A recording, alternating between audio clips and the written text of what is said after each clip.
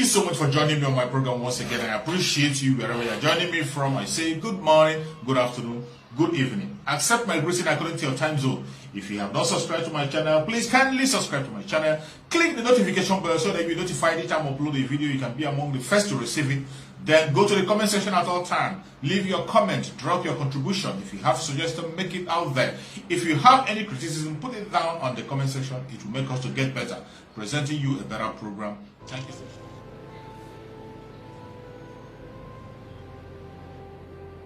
Against the federal government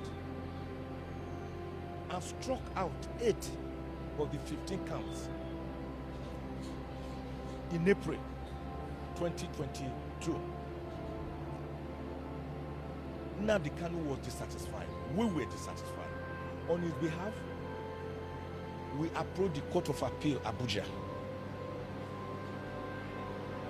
to strike out the remaining 7 counts. And the Court of Appeal, Abuja, agreed with us after the arguments between us and the federal government that there was no basis retaining the remaining 7 counts of the 15 charge. And they also dismissed or struck out the remaining 7 counts. And guess what? They made a far-reaching pronouncement. Not only did they discharge Nnamdi Kanu on the counts, they also prohibited further detention of Nnamdi Kanu and also prohibited his being tried on the same charges of the same matter. So Nnamdi Kanu, from that 13th of October 2022, when the Court of Appeal delivered its epochal judgment, Nnamdi Kanu became a free man. A responsible and responsive government should just have opened the DSS doors for Nnamdi Kanu to go home a free man, to go and take care of his rapidly deteriorating head. You know what the federal government did? They came before the same Court of Appeal, but another panel this time, to argue for a stay of execution. And the Court of Appeal granted that stay of execution. So the court was staying the execution of the liberty of a citizen, which the same court had already told to go free. So we filed an appeal against that order for stay of execution and also cross-appealed against their main appeal. These things have been going on since October. What with the federal government, what do they normally do? They will file documents at the Supreme Court here. They will undertake to serve us, the respondent. They will hide the documents. They will not serve us. They did that in November last year. It was when we went to the court in January this year to try to facilitate the hearing of the appeal that we discovered that they had filed a motion for extension of time since November last year, which they suppressed. Everything, as all the delays, both at the Federal High Court, the Court of Appeal, and the Supreme Court, have always been actuated and activated and propelled and instigated by the federal government, because they never wanted Nnamdi Kanu to be tried. They never wanted their appeals to be heard. They are satisfied with simply keeping Nnamdi Kanu perpetually in the gulag. That's all they have been doing. And to buttress what I'm saying, only last night, yesterday, one at 2:39 p.m. and last night at 6:25 p.m. they served us further documents, further court processes, which have again necessitating us today taking an adjournment. But in order not to fall into their cheap trap and to escape their cheap entrapment, what we have done today is to say all those funny and phony motions you have been filing. We want extension of time to file additional grounds. We are not opposing all of them. Let all of them go in. Let us go into the main appeal. So the main appeal, by the grace of God, has been adjourned to the 11th of May 2023, which is just less than 2 weeks, or about 2 weeks from now.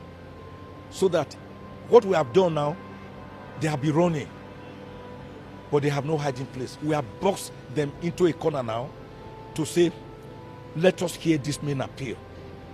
So the Supreme Court has given them 6 days today, up to Thursday next week, up to Wednesday next week, to file their appellant's brief. We will also file a respondent's brief. We also have a cross appellant's brief, a cross respondent's brief to their main appeal, which has also been adjourned. And when we get to the bridge on that 11th, we will take all in one fell swoop by the grace of God. So I think the trials and tribulations of Nnamdi Kanu, by the special grace of God Almighty, will come to an end as soon as soonest, as soon as yesterday. Granted the federal government leave to file additional 9 grounds in its appeal against Nnamdi Kanu, leader of the indigenous people of Biafra. The Supreme Court's 5-man panel led by Justice John Okoro welcomed federal government's appeal against the Court of Appeal that discharged and acquitted Nnamdi Kanu. Now, the Supreme Court granted this permission while ruling on a motion for leave moved by Tijani Ghazali, the counsel to the Nigerian government. The Justice Okoro-led panel also granted leave to the federal government to include an additional 9 grounds as part of its amended notice of appeal dated October 28, 2022. On his part, Mike Ozokeme, Nnamdi Kanu's lawyer, informed the court about a couple of motions that was being filed by his clients, including one in which he is praying for the court to relocate him to Kuje prison from the facility of the Department of DSS. Nnamdi Kanu claimed that he is seriously ill and required proper medical attention, which he believed could be accessed at the Kuje prison. However, the Apex Court merely adjourned the matter to May 11th. Godwin. Mr. Ezimoa, let me take this to you first and foremost. Looking at this Supreme Court issue as it stands right now, should one say at this point that the government is playing on the sensitivity of Nigeria, or what is your general take on this? My general take is that the government is playing on the intelligence of Nigerians. It's an orchestrated effort to keep Nnamdi Kanu in prison till they finish. Otherwise, what is going on is a kind of indictment from itself to the federal government. It's an aberration that no country should behold. A matter was filed in the Supreme Court, and 180 days after, the federal government did not file any response to that to the case filed by Nnamdi Kanu's lawyers. And on the day of the hearing, it came to seek permission, having flouted the 180 days window to file their response to the petition, to the appeal. And the court granted the permission to file their 9 points ground for refusing Nnamdi Kanu's application of bail and or transfer to Kuje prison. In a normal crime, that people have conscience.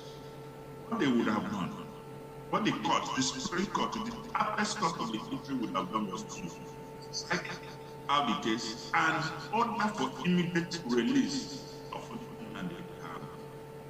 But if they are not involved with the federal government, that's flouting the rule of filing of a response for 180 days. The Supreme Court, with due respect, shouldn't have gone to the extent of granting the lawyers of the federal government that leave to to file their response. It's a travesty of justice. It's a neglect. It's an insult to the staff of our office of justice. And I don't think we should. I don't think anybody is happy about that.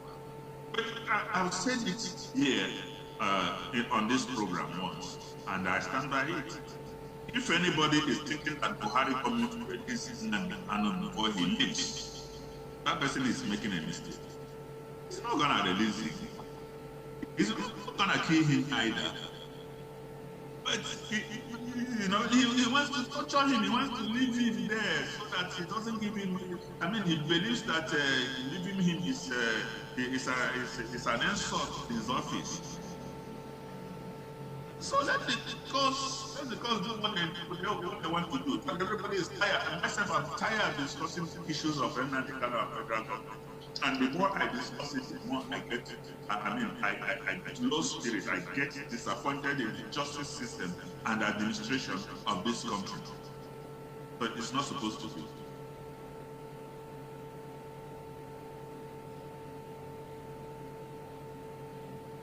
Your disposition to the issues are very much understandable. And then if you also look at the fact that Nnamdi Kanu has been talking about his health, he's been talking about, okay, take me to Kuje prison, take me out of DSS office, but for some reason, none of his pleas is being listened to, and we are wondering, like you, what is going on. But speaking of President Muhammad Buhari, what he's going to do before leaving office or not, the APC National Chairman has something to say, the All Progressive Congress National Chairman, that's Abdullahi Adamu, pleased with Nigerians not to withdraw their support from President Muhammad Buhari after he leaves office May 29, 2023. The national chairman spoke during a solidarity visit by a pro-democracy group, the Natives, at the party's national secretariat in Abuja yesterday. Adamu said, anytime I meet any of our support groups, I can't feel complete in my address without congratulating us and you for victory in the last election. Adamu said, through your concerted efforts in collaborating with the APC, in voting us, we have a brand new president of Nigeria in person of Bola Tinubu. He took time off because of the rigors of the campaigns. He said, we thank God he's back. I was with him, with members of the National Working Committee. He's hale and hearty. He's ready to work. He is rejuvenated and ready to work. We wanted your continued support for us and the incoming government. We want your support to ensure that our transition is smooth and peaceful. Adamu also appealed that Nigerians saying we want President Buhari to hand over safely by the end of May 29. That Buhari has led us to this victory, and one way we can pay him is to ensure that he has a very peaceful exit. Our support for President Buhari should continue because he is not going to be president after May 29th. He said our loyalty to him should not be extinguished after May 29th. Adamu further said this incoming government is our own. We voted for him. We supported him. Every one of us should be more anxious to ensuring that Bola Tinubu succeed as president of Nigeria. We will take off by the 29th of May by the grace of God. The support of every one of you is required, and as you were in the campaign, so it will be during the governance. He said, it is my hope that God in his infinite mercy and wisdom will protect all of us. I hope that by the time we are in, I will see some of you, I'll see more of you. Mr. Ezmo, this plea by the APC National Chairman Adamu for their support group, I don't think if he's referring to Nigerians, by the way, not to forget President Muhammad Buhari. Help us understand on what capacity, as a former president, by giving him relevance he couldn't maintain while he was in office, or giving him a sub-office as a president, as a mentor to Tinubu. Help us understand where this plea is coming from, or why it is critical for a national chairman to make such a heartfelt plea to the support group and maybe to Nigerians, as the case may be.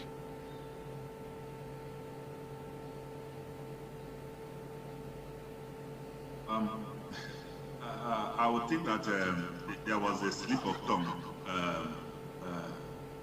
when the national chairman of the APC was saying Nigerians should not withdraw their support from Buhari. I think I was a slip of tongue, and I would want to demand that he makes a monumental correction in that. He would rather say that the support group that visited him or the APC members should not withdraw their support after Harry left office. And yeah, it's now left for them, to accept his advice or caution, as the case may be, whether they should withdraw their support or still retain their support with on Buhari if there is any. Giving Nigerians, the majority of Nigerians, that caution is, I think, it's a slip of tongue. Having said that, it's up to Nigerians to decide, the kind of relationship they will have with Buhari after he left office. But where would they see him to give him that kind of support? Is he telling us indirectly that he is coming to delegate the incoming government? Is he telling us that he is going to be the leader of the world after retirement? It's up to Nigerians to decide. And for me, I don't think there is any need for him to make that statement. But he said what he ought to say as a national chairman of the party, who is a beneficiary of the government and the party system. So he has said that in Igbo we will say, he has said what somebody that talks, somebody that has the penchant to talk has said. And then it's for us, we Nigerians, when I talk Nigerians, I include everybody that is a stakeholder in the country called Nigeria, nation called Nigeria, and not just a factional set like the APC or support group that went to see him. And why is he advocating for people for Nigerians to give support, not to withdraw their support from Buhari when he leaves office?